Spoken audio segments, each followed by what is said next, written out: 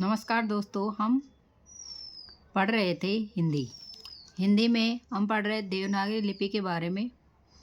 देवनागरी लिपि का निर्धारण मानक रूप पढ़ रहे थे हम, जिसमें हमने पढ़ा स्वर।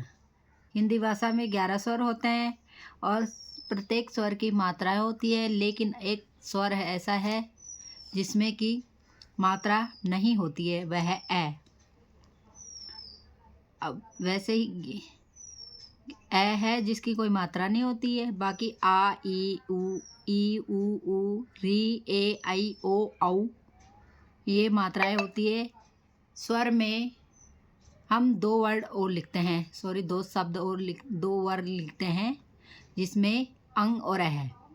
अंग जिसको अनुस्वार कहते हैं, अंग की जो मात्रा होती है उसे अनुस्वार कहते हैं, लेकिन वो स्वर की गिनती में नहीं आता है।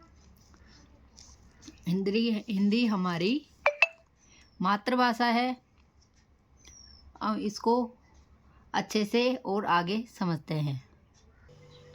अनुनासिक यानी चंद्रबिंदु जिसे हम बोलते हैं वह अनुनासिक होता है। परिभाषा देखिए। अनुनासिक वे स्वर वर्ण जिनके उच्चारण में हवा नाक व मुंह दोनों से निकलती है,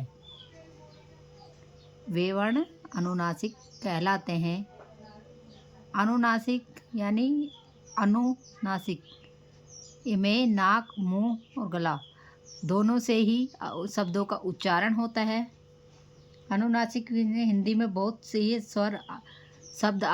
शब्द बनते हैं, जिसका अध्ययन हम करते हैं। देखिए आगे देखिए। हंसना, धुआं, चांद, अंगूठी, इसमें अनुनासिक की मात्रा लगी हुई है। इसका उच्चारण करते वक्त हम देखेंगे कि हमारे मुंह से हवा कैसे निकल रही है। हंसना इसमें नाक व मुंह दोनों से ही हवा निकलती है। धुआं भी बोलेंगे तो धुआं में भी ऐसे ही। चांद, अंगूठी, इन सब शब्दों में हमारे नाक और मुंह से हवा निकलती है, तो अर्थात ये सब अनुनासिक होते हैं।